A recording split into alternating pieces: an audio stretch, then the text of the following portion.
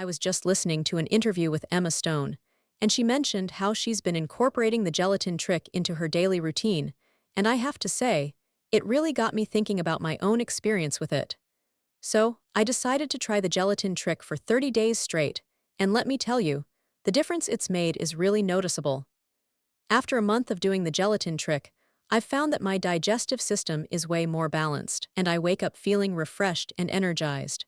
It's like my body has finally found its natural rhythm, and it's all thanks to this simple yet powerful daily ritual.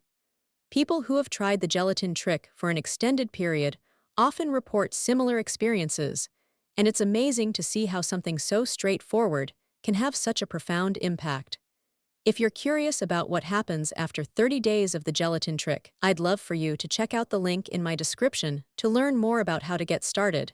And be sure to take a look at the pinned comment below for some valuable tips from our community. By giving the gelatin trick a try, you might just find that it becomes your new favorite daily habit. And who knows, you might be surprised at the positive changes you'll experience after just a few short weeks.